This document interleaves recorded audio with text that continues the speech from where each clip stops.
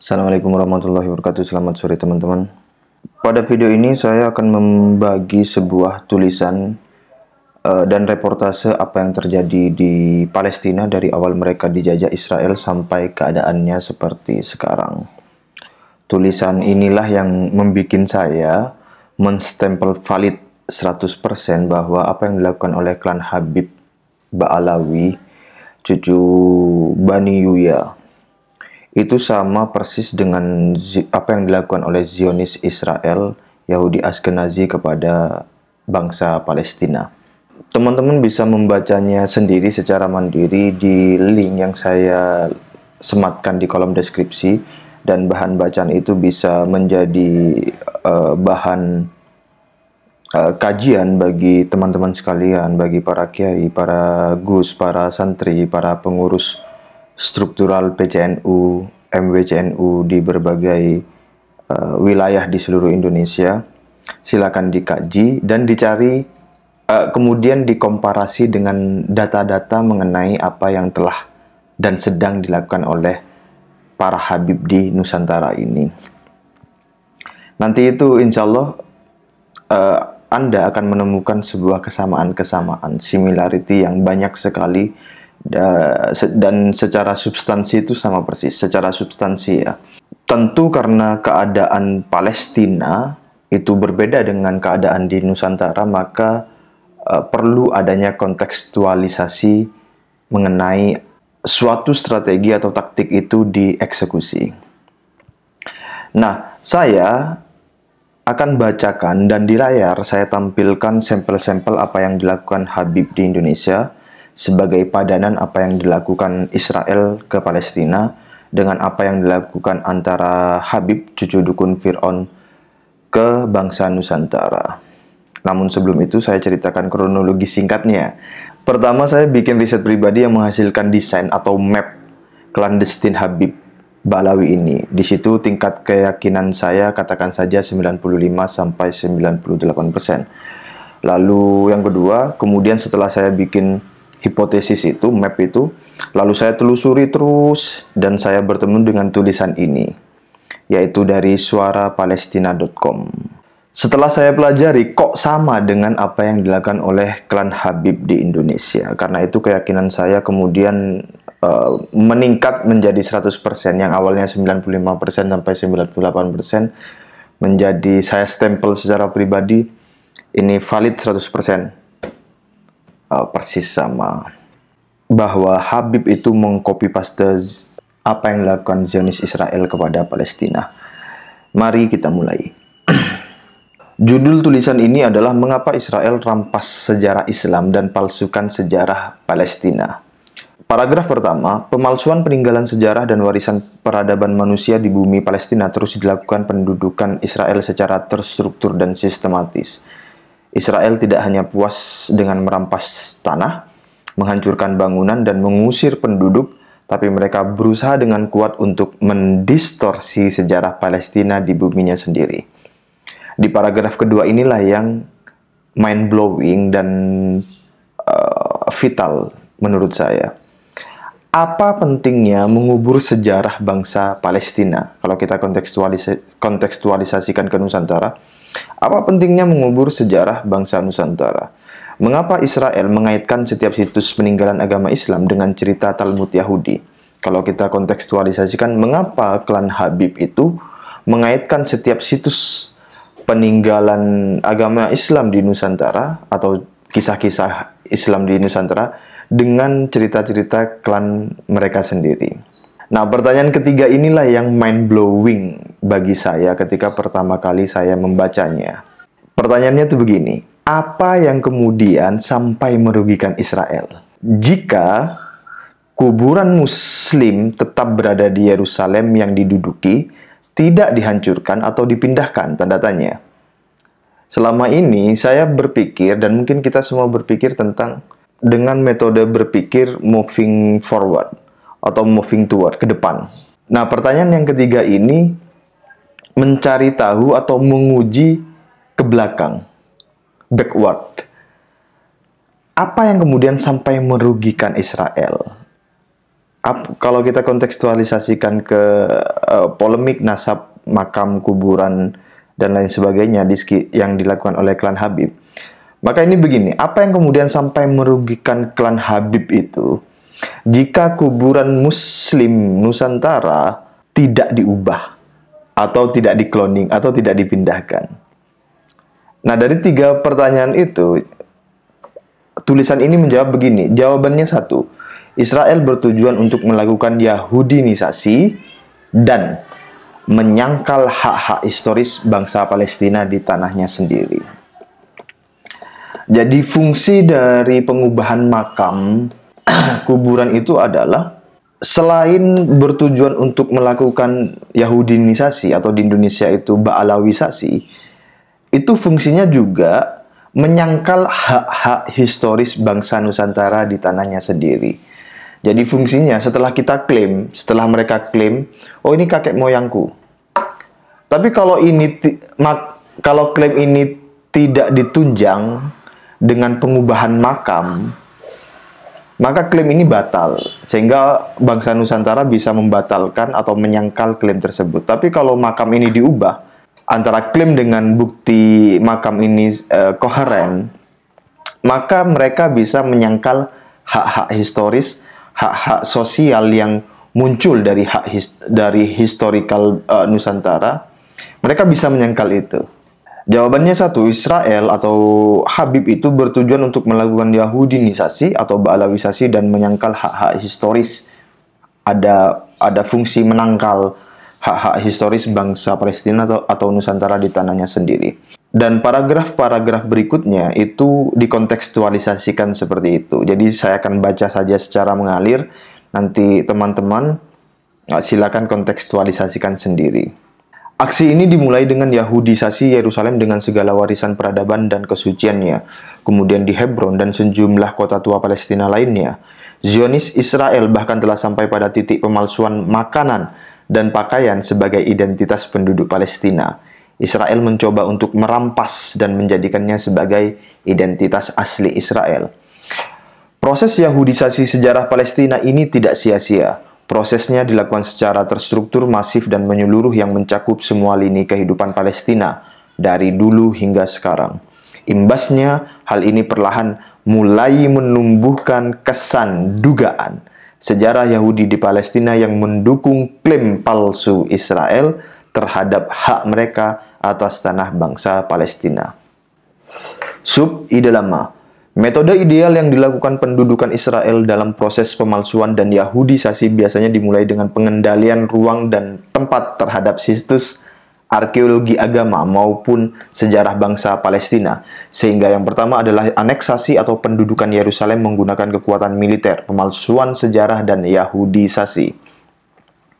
Jadi kata kuncinya adalah pengendalian ruang dan tempat terhadap situs arkeologi agama maupun sejarah. Seperti makam Mbah Priyo di Semarang, juga ada makam palsu KRT Sumodiningrat.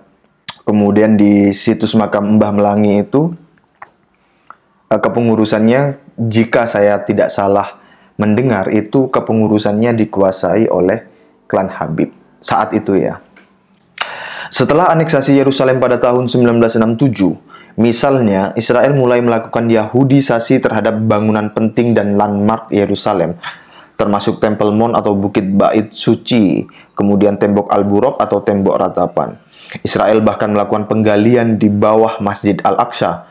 Penggalian serupa juga dilakukan di sekitar Masjid Ibrahimi di Hebron, yang bertujuan untuk melegitimasi pemukiman Yahudi di Palestina. Hari ini, setelah proyek Zionisme di bumi Palestina telah mencapai 100 tahun, masih sangat mungkin untuk mengingat kembali ribuan situasi dan detail di mana pendudukan Israel mendirikan pijakan bagi para pemukimnya di tanah Palestina. Dalam sejarahnya, kehadiran Yahudi di tanah Palestina tidak permanen atau otentik. Imigran, sama-sama imigran, dengan Habib juga imigran.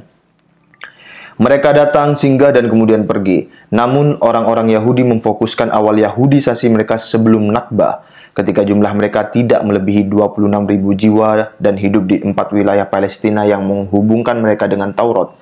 yaitu Yerusalem, Hebron, Safad, dan Tiberias. Jadi awalnya itu hanya 26.000 orang.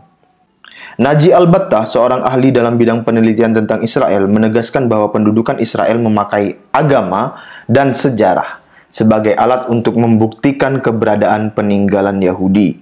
Menafsirkan cerita dari Talmud dalam dua bagian terkait Babel dan Yerusalem, sebuah interpretasi yang menyimpang yang dimanfaatkan dalam politik Yahudisasi. Rabi Yahudi mempromosikan bahwa Taurat menyatakan bahwa tanah Palestina, Mesir hingga Irak menurut narasi dari sungai Nil ke Efrat merupakan tanah yang Tuhan berikan kepada Nabi Ibrahim dan orang-orang Yahudi sesudahnya. Kata Naji Al-Battah sebagaimana dilansir dari Palinfo. Ini sama dengan Habib yang bilang Jawa bintu Tarim, Jawa milik Aulia Tarim begitu. Sejak proyek pertama Zionisme atau Yahudisasi dimulai dari konferensi Basel di Swiss pada tahun 1897, atau para sejarawan lain menghubungkan gagasan Yahudisasi Palestina dimulai pada masa Napoleon. Skema penipuan untuk memanipulasi sejarah Palestina di hadapan masyarakat internasional dimulai. Perhatikan frase skema penipuan untuk memanipulasi sejarah Palestina. Di tepi barat yang dianeksasi Israel saat ini terdapat 240 kompleks pemukiman Israel menggunakan nama-nama Yahudi. Nama tanah, jalan, dan kota Palestina di kawasan tersebut telah diganti dengan nama Yahudi untuk menutupi keberadaan sejarah bangsa Palestina. Saya tidak tahu apakah sudah ada ya nama jalan di Jakarta yang diganti namanya menjadi Klan Ba'alawi. Tapi ini haul-haul itu ya, mirip-mirip lah, haul-haul. Haul Gersi, haul apa lagi, haul ini. Gamal Amr, pakar urusan pemukiman Israel dan Yerusalem, menyatakan bahwa slogan "A land without a people for a people without a land", atau slogan yang menyatukan orang-orang tanpa tanah air di tanah tanpa penduduk, maksudnya Palestina, adalah langkah pertama dalam pemalsuan sejarah dan agama masalah Palestina. Jadi slogan itulah langkah pertamanya. Hal ini kemudian diikuti oleh upaya Herzl, pemimpin gerakan Zionis, membujuk Inggris untuk mendapatkan tanah Palestina. Sultan Utsmaniyah mengusir Herzl 2 kali, dan Inggris berkolusi dengan Herzl, membuat tawaran untuk memikat Kekaisaran Ottoman, tapi usaha ini gagal, dan kemudian mereka mendapat manfaat dari konferensi Sykes-Picot dan deklarasi Balfour, sebut Gamal Amr sebagaimana dilansir dari Palinfo. Hal yang menarik adalah gerakan Zionis mulai membangun sejumlah proyek raksasa sebelum Nakba. Yang paling terkenal diantaranya adalah Bandara Ben Gurion, Universitas Ibrani, dan Rumah Sakit Hadassah yang dibangun pada tahun 1925. Ini dilakukan untuk mendorong imigrasi dan pemukiman Yahudi di Palestina. Proyek-proyek raksasa. Ya, semacam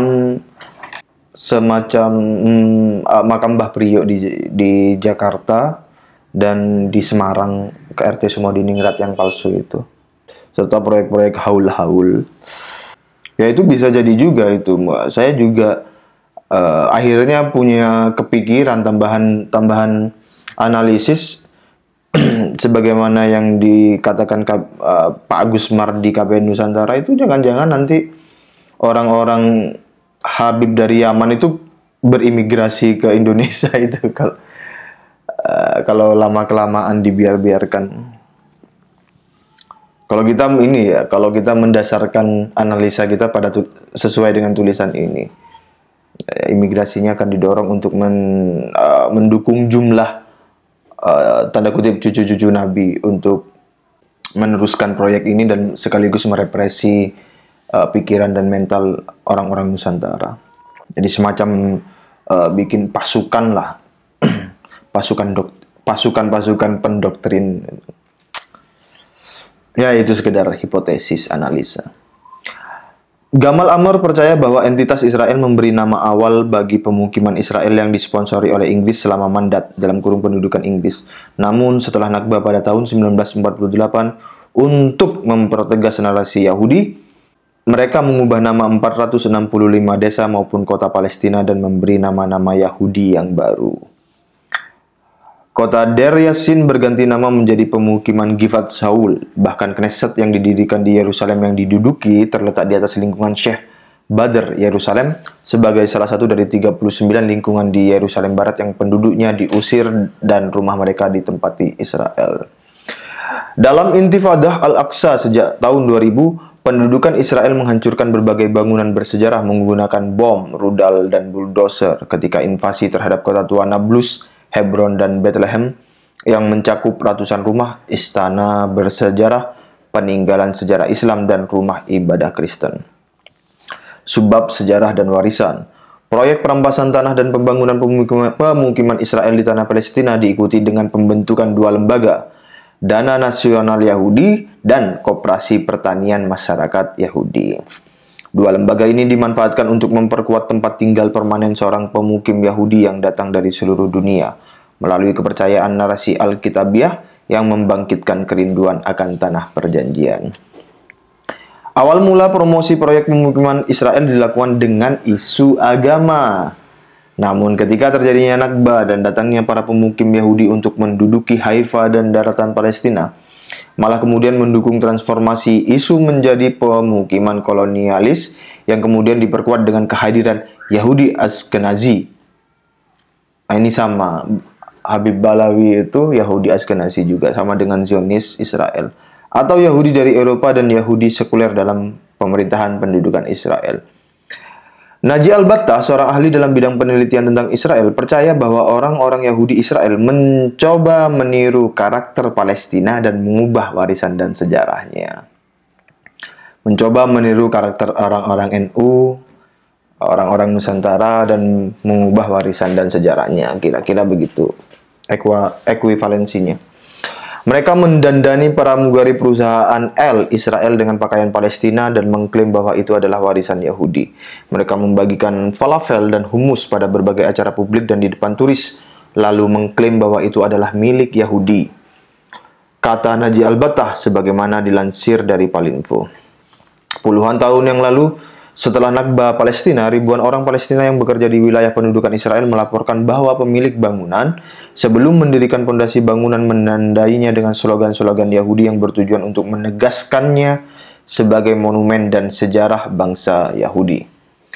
Kampanye intensif, ini penting nih, kampanye intensif yang baru-baru ini terhadap kuburan Islam Yerusalem bertujuan untuk menghapus situs dan sejarah umat Muslim.